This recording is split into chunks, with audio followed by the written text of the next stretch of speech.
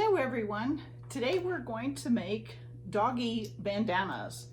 So this version is quite simple, and it is a casing that fits on the collar. So the collar slips right inside. This is a small, and you can make them really any size you want, but that I'd consider that a small. And that we use a 10 by 10 square, two layers of fabric, so you have a front and a back fabric. This would be a large, and this one I used about 14-inch square, and you could do a medium at about 12 inches square. All right, so let's look at how we create our pattern. You really don't need a pattern, just a ruler and a pencil to mark the fabric. And I like to put the right sides together to start, because once we get our shape cut out, we're going to sew all the way around. We'll leave an opening at the top. But let's figure out how we want to trim this down. So first put the two layers together, right sides together, fold it in half, and then that will give you a mirror image on both sides.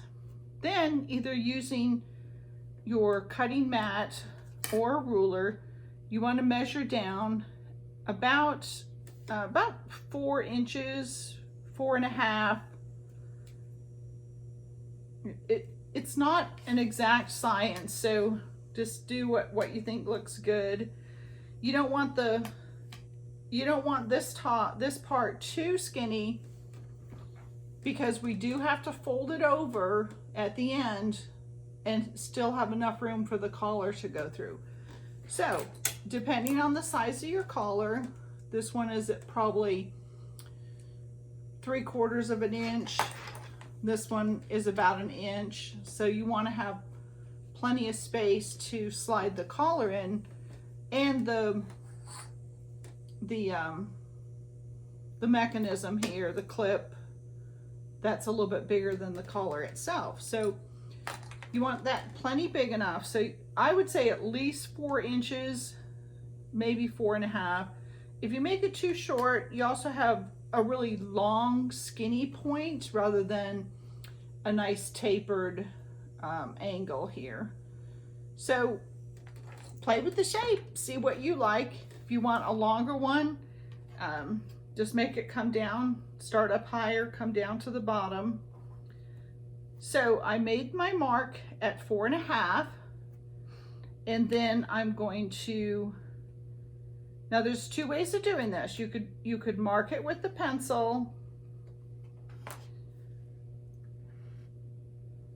I would put a couple pins in it so the fabrics don't shift. Maybe another one down here, and then just cut it with scissors. But I have a rotary cutter, so that's what I'm going to use to cut mine. So I have a little one here at my sewing machine.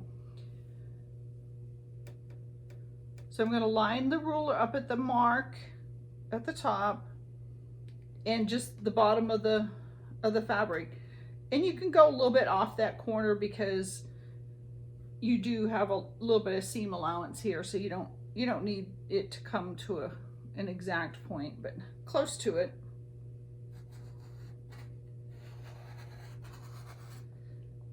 Oh, and I usually do this standing up, so it's a little bit harder sitting down. Okay, got that separated. And that is our pattern. We've got the two fabrics, and then we're going to sew all the way around.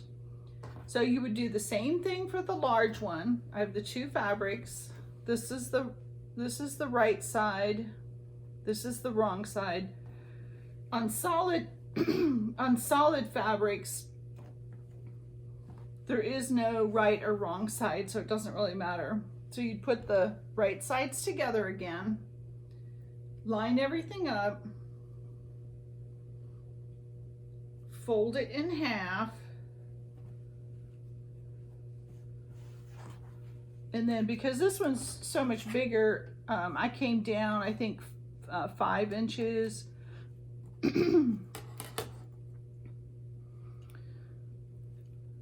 So that would be right about there. And this ruler isn't long enough, so I'm not actually going to cut it, but you would come, if you don't have one ruler that's long enough, you could do 2 rulers. So just make sure you're cutting through both fabrics at the bottom there. So you would just again mark this, and that would be your cut line. So we're going to work on the small one just because it'll be a little bit quicker to sew on the video, and then during class I'll sew on the bigger one. So let's go over to the machine. I am going to, I had a pin here somewhere. I'm going to put a pin in where I'm going to stop. So I'm going to start about here, and you want to leave maybe a little bit more. You want to leave about 3 or 4 inches for turning. We're going to turn it right side out. So I'm going to start right about here. I'll do a little back stitch. I'll come to the corner, pivot, come to this point and pivot and go all the way around, and then I'm going to stop here and do a back stitch. And that'll anchor the threads down.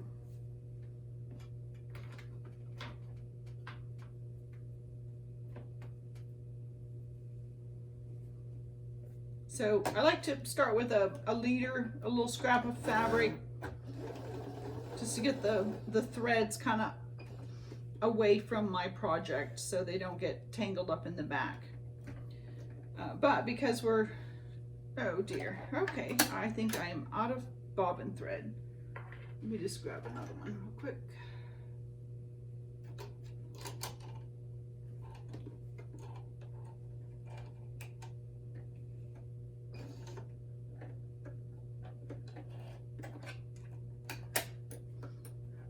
There we go. Actually, because I'm starting on the fabric instead of, I'm starting in the middle instead of the end, I'm going to start without that. And you want to sew about 1/4 inch. It doesn't have to be exact.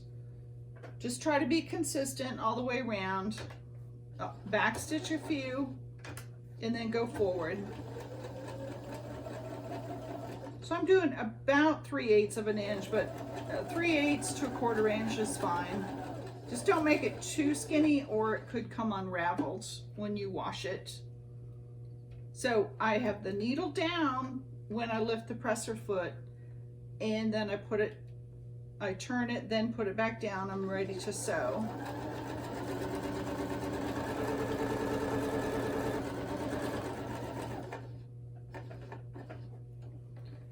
Needle down, pivot.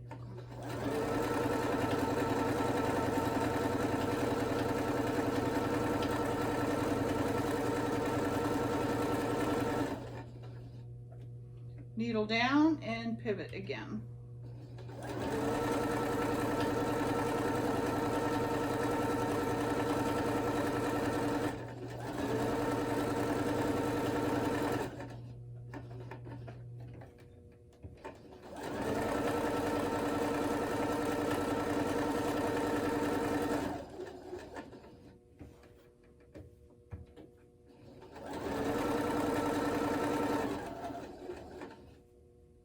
Okay, and I'm going to stop at this pin so that we leave an opening of about 3 or 4 inches.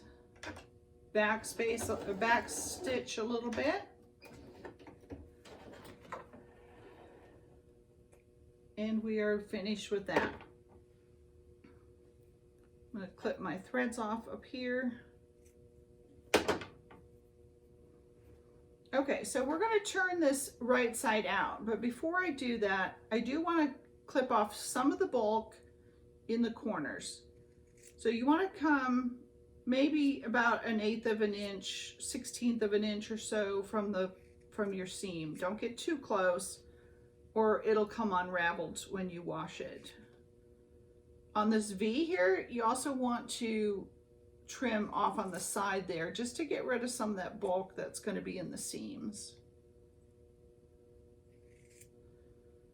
And that way it'll lay flatter when you press it open.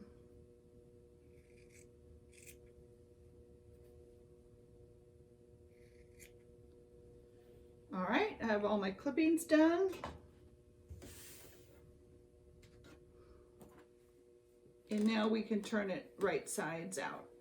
So go all the way with your thumb. So I've got my thumb all the way in the corner. I'm gonna put this finger on top, and now I'm gonna push out with my finger, and then we'll just turn it right side out like that.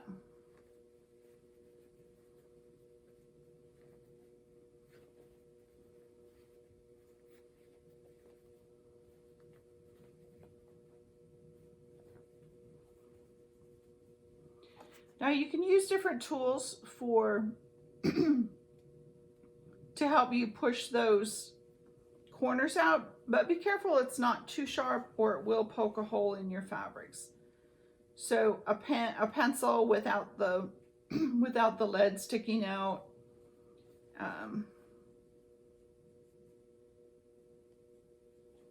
They make special tools also for turning and pushing things out. So this end helps gets the corners out real good. So that just helps push that corner out.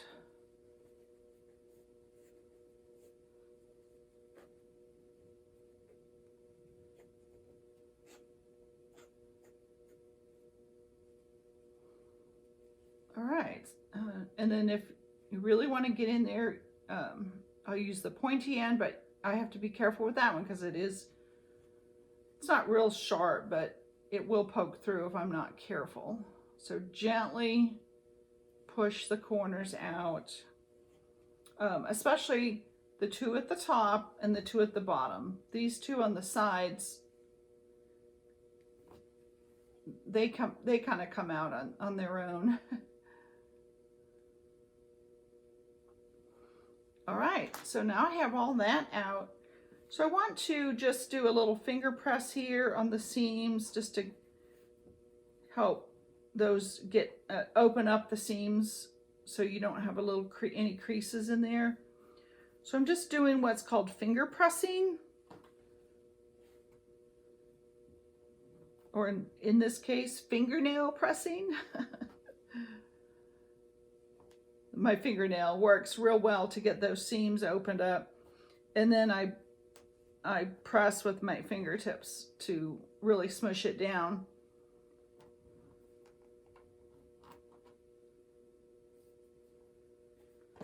And then we'll take the iron to it, and that will make it last. It'll stay flat. And the opening is usually the last part that I do. So press the back side and press the front side. Kind of want to get them to be about the same. Fold it under, fold it to the inside. And then again, finger press that. And then I'm going to take that over to the ironing board. This is my little ironing pad. And I'm just going to press everything flat.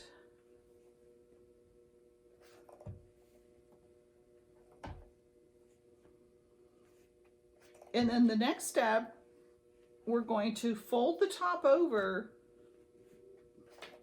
and make that casing for the collar to go inside. So in my case, I want this to be the front, but you could have picked this one too, but this is cute. So I want this to be the front. So I'm going to fold it down towards these other points. So the corner to this point, and then we can put, you don't have to, but I would suggest you put a couple pins in there just to hold it in place, because you're going through so many layers, they will tend to shift, or it's possible that they'll shift. Okay, so you notice this opening is still not, it's still open. I didn't sew it shut, because we're going to stitch all the way across here to attach the flap to the bottom part. And while we catch that seam, while we do that seam, it'll catch this opening and it will be closed. So we're going to stitch about 1/8 of an inch from the edge as close as we can. And then once I get to this point, I am going to go down this way and then back up this way, just to give it a cute little top stitch. You can maybe see on this one. Actually, I think I did the top stitch on this one all the way around before I folded it down. So that's another option too. But you really don't need a top stitch on the sides here. But if you want to do that, you could do that also.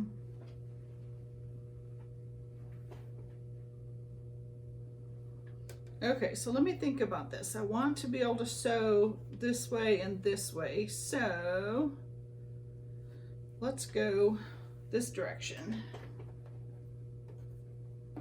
We'll use my little scrap of fabric this time.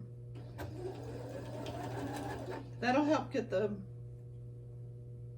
threads out of my way. All right, so I took the pin out, but I'm going to hold it very carefully. Come up about 1/4 inch. I put my needle down. If you don't have a needle down function, just turn the wheel on your machine until the needle comes down. I'm going to do a few stitches forward and then a few stitches back. So I'm going to go back just to the edge. You don't want to go too far, and then come back forward. So now we're going to sew all the way across about 1/8 of an inch from the edge, and that will close up that opening.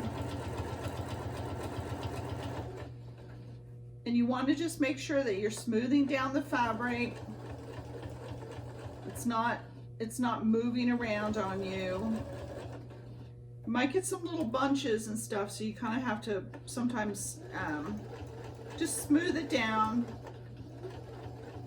pull on it a little bit just to flatten it out.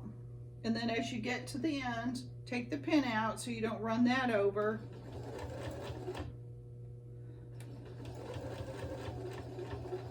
And then we're going to come up to the edge and then do a couple stitches backwards.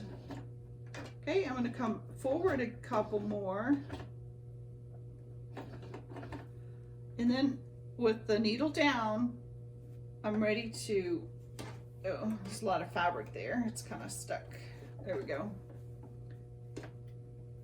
No, still isn't stuck.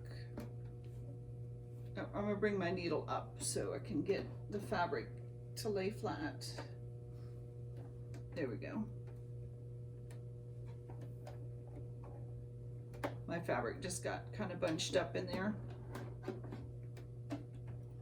Okay, so we're going to move, we're going to sew around the edge about 1/8 of an inch away from the edge of the fabric. And that's called a top stitch.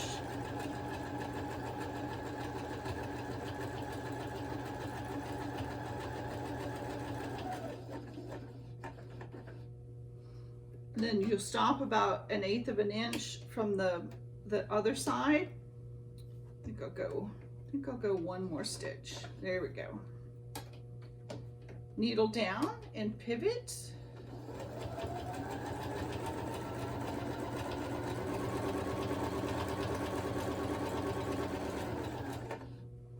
And I'm going to clip this off just to get it out of my way.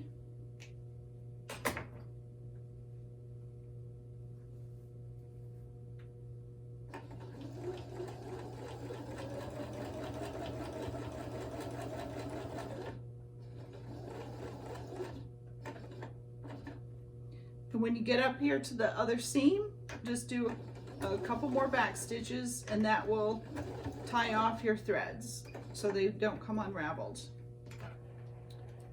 So I hope you picked out some really pretty fabrics for your bandanas, and I would love to see, I don't know, I guess there's no way to post them, but be nice to see what everybody comes up with. But there's our little bandana, and the collar gets put through the casing there. And I made this pretty big, so almost any size collar will work. And there you go. It's ready to go on your favorite pet. Thank you.